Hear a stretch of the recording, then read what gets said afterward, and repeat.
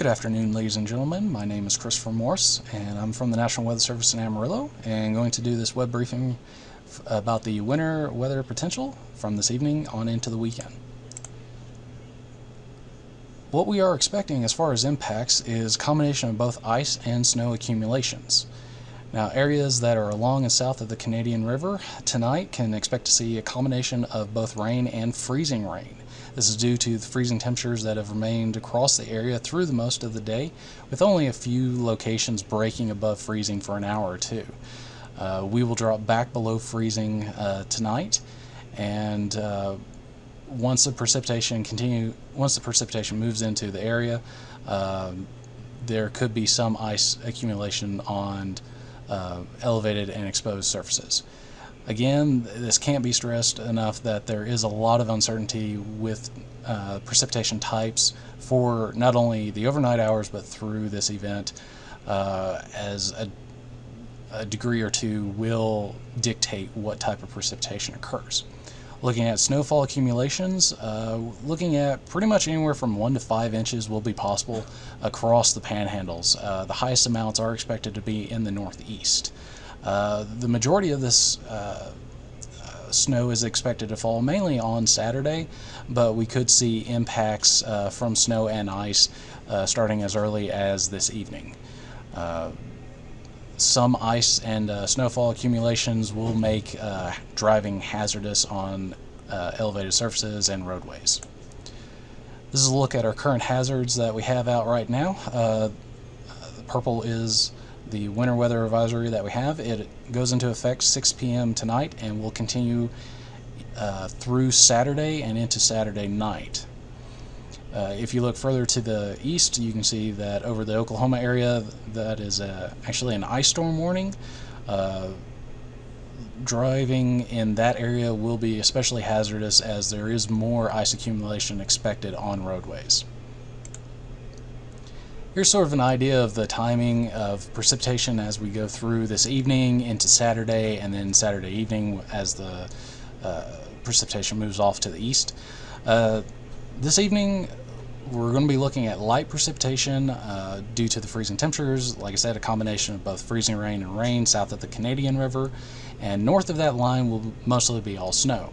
As we move into the midday Saturday, we'll see most of the area transition all the way to snow, with just a few locations across the extreme southern Texas panhandle still showing a combination of rain and sleet. This midday Saturday time frame is when we will expect to see our higher snowfall totals as we get what we call a trowel moving across the area. This will cause convective snow bands to occur, and where these bands move over is where we can expect to see locally higher accumulation amounts. There is uncertainty as to the location of these convective bands this far out, as they will be very dependent upon the exact tract of this upper system, which still has some uncertainty. But what can be said is by Saturday evening, the system will be moving off to the east and thus bringing into the frozen precipitation. Here's a graphic showing the potential threats from tonight through Saturday night. As you can see, due to the rain and freezing temperatures, we do expect to see freezing rains, sleet, and some ice glazing, mainly on elevated and exposed surfaces. Not expecting much in the way of ice storms like further off to the east. Snow accumulations, pretty high confidence and threat that we will see, anywhere from 1 to 5 inches. When those snow bands move through, that's when we may be able to see those higher snow accumulations, 6 inches or greater. Winds should be primarily light, so the blizzard threat is very low. Here's our forecast confidence. High confidence that we are going to see precipitation over the next 24 to 36 hours. Amounts are high, but given the location of the snow bands and where they develop, the confidence on those isolated higher amounts is about medium.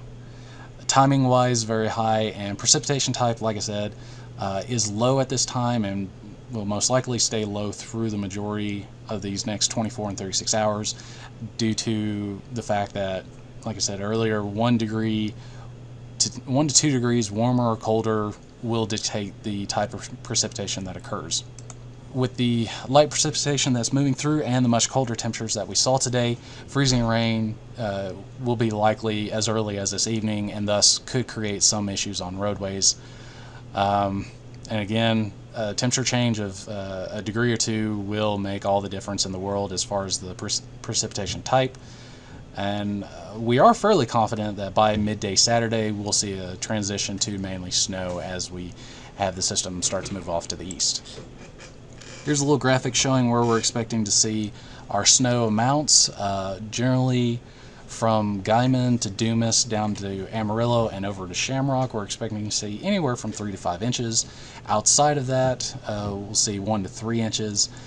Any ice accumulations that we may see due to freezing rain or sleet should be below 0.2 of an inch. Here's a quick summary again of the impacts that we'll be facing with ice and snow accumulations. Again, there still remains some uncertainty as to the precipitation types, and the main time frames will be from 6 p.m. tonight through 9 p.m. Saturday. I'd like to thank you all for watching.